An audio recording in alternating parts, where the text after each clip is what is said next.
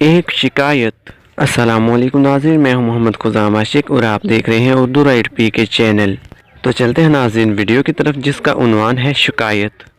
ایک شوہر نے اپنی بیوی کو اس کے بچوں کے سامنے بڑی بے دردی سے مارا، جس سے بچے خوف زدہ ہو کر رونے لگ گئے۔ بچوں کا یہ حال دیکھ کر ماں رنجیدہ ہو گئی۔ جیسے ہی اس کے شوہر نے اس کے چہرے پر مارا تو وہ روتے ہوئے کہنے لگی، میں بچوں کی وجہ سے رو رہی ہوں، اور پھر اچانک کہا کہ میں جا کر تیری شکایت کروں گی۔ جس پر شوہر نے کہا، تجھے کس نے کہہ دیا میں تجھے باہر جانے کی اجازت دوں گا؟ بیوی نے جواب دیا، تیرا کیا خیال ہے، تو نے دروازے اور کھڑکیوں سمیت رابطے کے سارے دروازے بند کر دیے ہیں؟ بیوی نے سوالیہ نظروں سے کہا، کیا اس لیے تو مجھے شکایت کرنے سے روک لے گا؟ شوہر نے انتہائی تعجب کے ساتھ کہا کہ پھر تم کیا کرو گی؟ بیوی نے کہا، میں رابطہ کروں گی۔ شوہر نے جواب دیا کہ تیرے سارے موبائل میرے پاس ہیں، اب تو جو چاہے کر۔ اس کے بعد جیسے ہی بیوی حمام کی طرف لپکی تو شوہر نے سمجھا شاید یہ حمام کی کھڑکی سے بھاگنے کی کوشش کرے گی، اس لیے بھاگ کر جلدی سے حمام کے باہر کھڑکی کے پاس کھڑا ہو کر بیوی کا انتظار کرنے لگا۔ کافی دیر باہر کھڑا رہنے کے بعد جب اس نے دیکھا کہ یہ عورت نکلنے کی بالکل بھی کوشش نہیں کر رہی ہے تو واپس اندر آیا اور اس حمام کے دروازے کے پاس آ کر کھڑا اس کے نکلنے کا انتظار کرنے لگا۔ جب وہ حمام سے باہر نکلی تو چہرہ وضو کے پانی سے تر تھا اور لبوں پر بہت ہی پیاری سی مسکراہٹ سجا رکھی تھی۔ اس عورت نے کہا، میں تیری شکایت صرف اس سے کروں گی جس کے نام کی تو قسم اٹھاتا ہے۔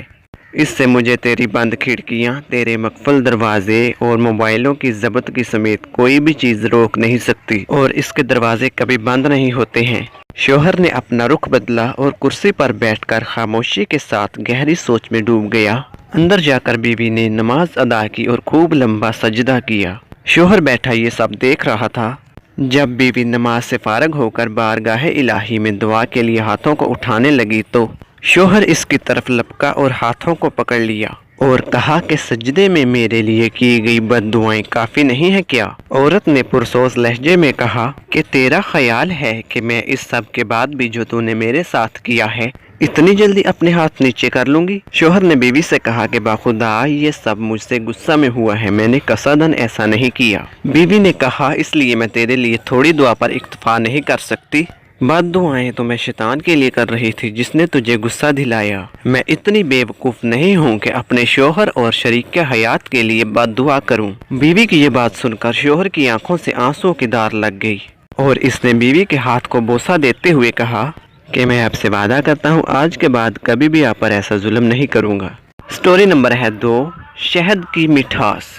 ناظرین، جنگل میں ایک شخص کے پیچھے شیر لگ جاتا ہے۔ وہ شخص اپنی جان بچانے کے لیے ایک کنویں میں کود کر رسی سے لٹک جاتا ہے، لیکن جب وہ نیچے دیکھتا ہے تو اسے کنویں کی گہرائی میں ایک اژدہا سانپ منہ کھولے ہوئے بیٹھا دکھائی دیتا ہے۔ اتنی دیر میں 2 کالے اور سفید رنگ کے چوہے آ کر اس کی رسی کو کترنا شروع کر دیتے ہیں۔ پھر اسے ٹھیک اپنے پاس ہی ایک شہد کی مکھی کا شتہ نظر آتا ہے۔ وہ شخص شہد کو انگلی سے اپنی زبان پر لگا لیتا ہے۔ شہد کی یہ مٹھاس اوپر موجود شیر، نیچے بیٹھا اژدہا اور وہ 2 چوہے بلا دیتی ہے۔